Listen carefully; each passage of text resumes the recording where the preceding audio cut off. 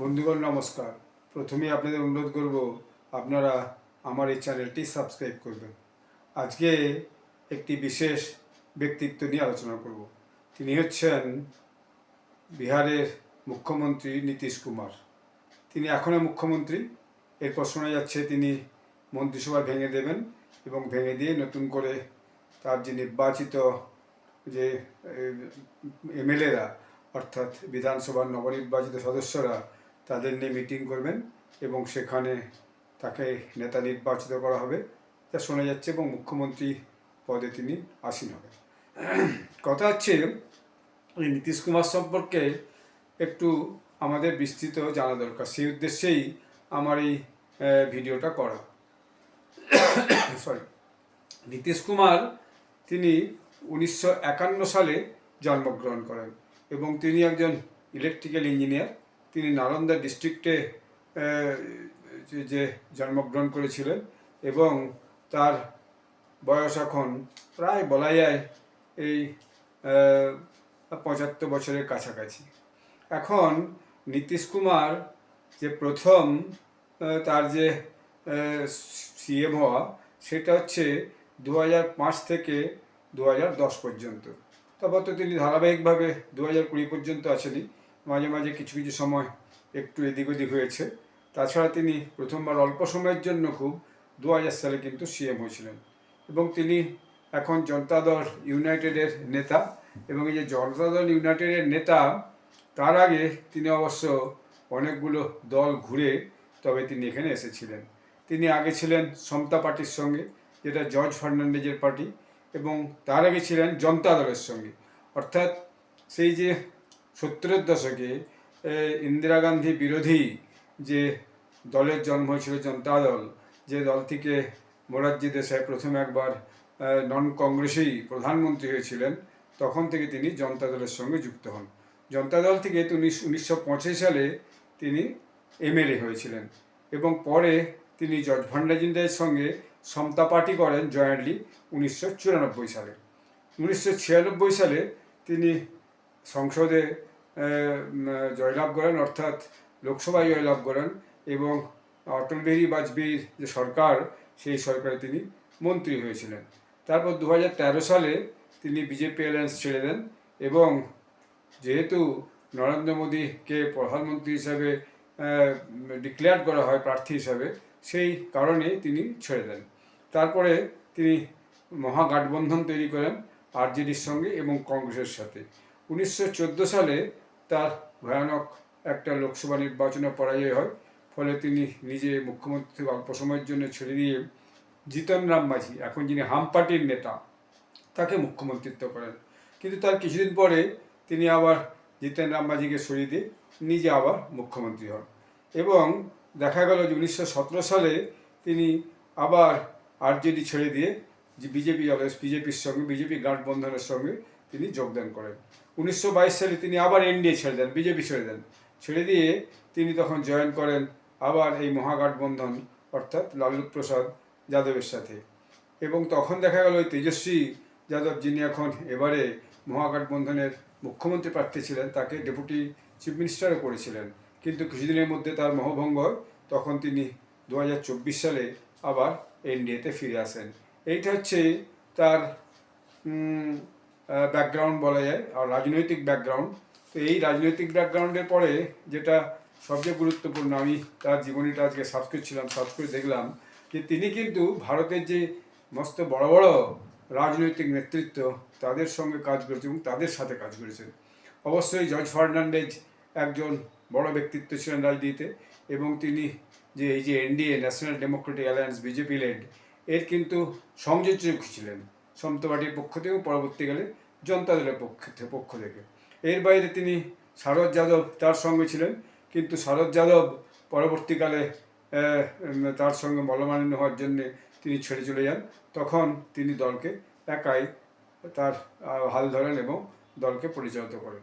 তারপরে একজন ব্যুরোক্র্যাট কাম রাজনীতিবিদ পবন ভার্মা, তিনিও জেডিইউর সঙ্গে যুক্ত ছিলেন, কিন্তু পরবর্তীকালে নিজের ইগোর কারণেই বলা যায়, বা কোনো ব্যক্তিত্ব সংঘাতের কারণে, বা কোনো রাজনৈতিক মতাদর্শগত সংঘাতের কারণে তিনিও ছেড়ে চলে যান। দেখছিলাম তিনি আজকে একটা ভিডিও পাঠিয়েছেন যে ভিডিও রিলিজ করেছেন, যেখানে দেখলাম একটা আলোচনা চলছে। সেখানে তিনি বলছেন যে রাজনৈতিক দলের হাতে আর্থিক ক্ষমতা থাকবে, তারাই যে এইভাবে টাকা দিয়ে সব ভোটার কিনে দেয়, তাহলে যে যেখানে ক্ষমতায় আছে তারাই কিন্তু হচ্ছে যে নির্বাচন জয় লাভ করবে এবং ক্ষমতা দখল করবে।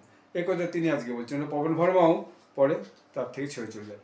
এর বাইরেও যদি একদম শুরুর দিকে শুরু করি, দেখা গেছে তিনি রাম মনোহর লোহিয়ার মতাদর্শ, এসএন সিনহার মতাদর্শ, কর্পূরী ঠাকুর এবং ভিপি সিং এবং জয়প্রকাশ নারায়ণের যে আন্দোলন 1974 থেকে 1977 পর্যন্ত, এই আন্দোলনের সঙ্গে যুক্ত ছিলেন। তো এটা কিন্তু কম ব্যাপার না একটা মানুষের জীবনে। এই যে এত বড় একটা রাজনৈতিক জীবন, এবং সেই রাজনৈতিক জীবনে তার যে এত এত বড় বড় লোকজনের সঙ্গে তার উঠা বসা, এবং তাদের সঙ্গে তার যে ব্যক্তিত্বের যে একটা বোঝাপড়া, এবং এত মানুষকে কাছ থেকে দেখা, তাদের সঙ্গে থেকে রাজনীতি করা, এটা কিন্তু একটা মস্ত বড় ব্যাপার। যদিও তিনি যে বেশ দু একবার এই এনডিএ অর্থাৎ বিজেপির সঙ্গ ছেড়ে এই ইউপিএতে গেছেন এবং মহাগঠবন্ধনে গেছেন আরজেডির সঙ্গে, সেই জন্য তাকে লোকে বদনাম করতে একটা সময় পল্টুরামও বলতো। এমনকি দেখা গেল যখন 2024-এ তিনি আবার বিজেপির সঙ্গে যোগদান করলেন, তখন কিন্তু এই যে রাজনৈতিক দল আরজেডি, তারাও কিন্তু তাকে পল্টুরাম বলতে কিন্তু কম করেনি। কিন্তু একটা দেখা গেল একটা ব্যাপার কি, যে তার যে ব্যক্তিত্ব এবং তার যে সমাজ, সেটা কিন্তু কোনো কারণে কম নয়। তিনি লালু প্রসাদ যাদবের সঙ্গেও কাজ করেছেন, তিনি রামবিলাস পাসওয়ানের সঙ্গেও কাজ করেছেন, তিনি নরেন্দ্র মোদীর সঙ্গেও কাজ করেছেন। এবং একটা সময় তিনি ভেবেছিলেন যে তিনি হয়তো প্রধানমন্ত্রী হতে পারবেন, এবং যে ইউপিএ জোট, সেই ইউপিএ জোটকে তিনি একত্রিত করে একটা নতুন দিশা দেবেন। কিন্তু পরে দেখা গেল যে তিনি এই ইউপিএ জোটে কিন্তু তাকে নেতা হিসেবে কেউ মেনে নিচ্ছে না। তখন তিনি তার মৌভঙ্গ, তিনি ইউপিএ জোট থেকে ছেড়ে দিয়ে এসে আবার এনডিএ জোটে যোগদান করেন। এরকম আরও একজন নেতা আছেন, তিনি হচ্ছেন যে অন্ধ্রপ্রদেশের মুখ্যমন্ত্রী চন্দ্রবাবু নাইডু।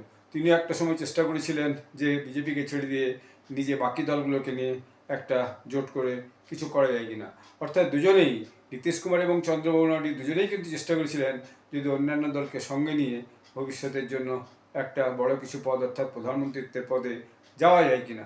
কিন্তু তারা দুজনেই বুঝে গেছেন যে না, এই বাকি দলের সঙ্গে যুক্ত থেকে তাদের আখেরে কোনো লাভ হয়নি। এমনকি তো দেখা গেছে চন্দ্রবাবু নাইডুকে অনেক কষ্ট এবং নির্যাতনও সহ্য করতে হয়েছে।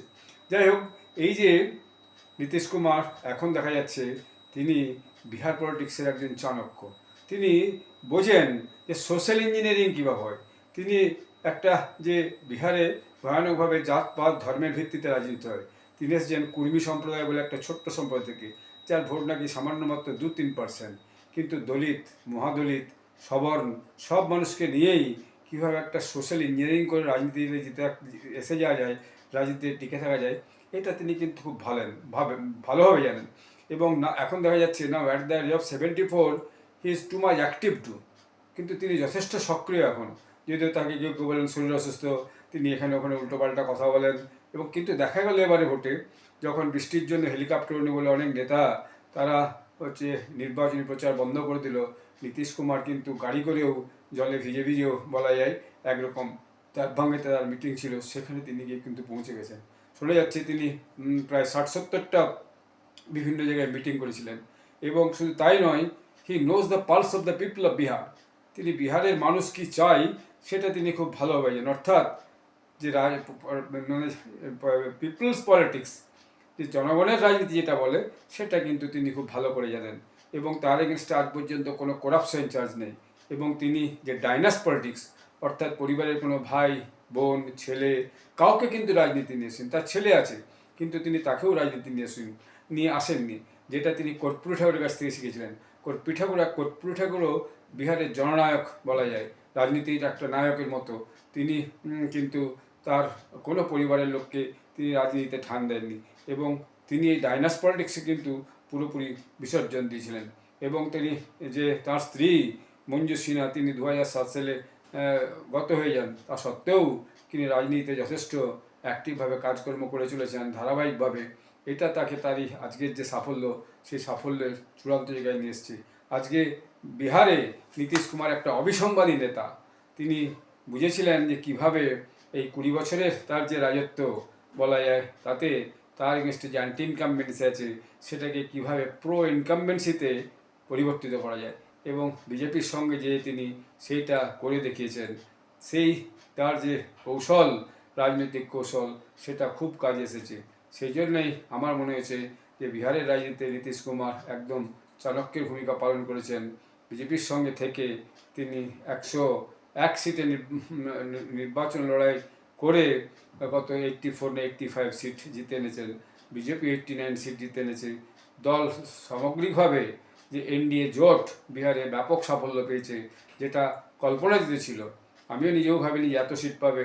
আমি বিহারের পলিটিক্সটা খুব কাছ থেকে বারবার দেখেছি, পড়ার চেষ্টা করেছি, জানার চেষ্টা করেছি, বিভিন্ন টিভি অ্যানালিসিস, ইউটিউব অ্যানালিসিস দেখেছি। সেটা এমনকি যে বিজেপির যিনি যে রাজনৈতিক চাণক্য বলে অমিত শাহ, তিনিও বলেছিলেন আমরা 160-65 সিটে জিতবো। দেখা গেল সব কিছুকে ছাড়িয়ে বিহারের রাজনীতিতে এনডিএ 202 সিটে নির্বাচিত একটা ব্যাপক সাফল্য অর্জন করলো। এটা সারা দেশের কাছে একটা বিশাল দৃষ্টান্ত হয়ে থাকবে ইতিহাসে। এবং আগামী দিনে তিনি বিহারের যখন আরও 5 বছর মুখ্যমন্ত্রী, আমি নিশ্চিত তিনিই মুখ্যমন্ত্রী হবেন। আগামী 19 বা 20 তারিখ বিহারের গান্ধী ময়দানে সমস্ত দেশের নেতাদিকে ডেকে নিয়ে, অর্থাৎ বিশেষত বিজেপি রাজ্যের মুখ্যমন্ত্রী এবং বিজেপির সমস্ত নেতার উপস্থিতিতে, প্রধানমন্ত্রীর উপস্থিতিতে সেখানে তার একটা ভব্য যে শপথ গ্রহণ অনুষ্ঠান হবে, তার প্রস্তুতি এখন শুরু হয়ে গেছে। তো তিনি আবার যে মুখ্যমন্ত্রীত্ব শপথ নিলে তিনি হবেন বিহারের রাজনীতি, শুধু নয় ভারতের রাজনীতিতে সবচেয়ে লংগেস্ট সার্ভিং চিফ মিনিস্টার। আগামী 5 বছর তার কাছে ভয়ানক চ্যালেঞ্জিং। তিনি যে সমস্ত কমিটমেন্ট করেছেন মানুষের কাছে, সেই কমিটমেন্ট তিনি পূরণ করবেন আশা রাখা যায়। এবং নরেন্দ্র মোদীও যেভাবে বলেছেন তাকে যে বিহারের ইন্ডাস্ট্রির বিকাশ ঘটবে, তিনি তার যে জয়ের পরে যে দিল্লিতে বিজেপি হেডকোয়ার্টারে যে ভাষণটা দিয়েছেন, সেখানে বলেছেন আমি সব দেশ বিদেশে বিনিয়োগকারীদেরকে আমন্ত্রণ জানাচ্ছি, তারা যেন বিহারে এসে বিনিয়োগ করে। বিহারের পরিস্থিতি পাল্টেছে।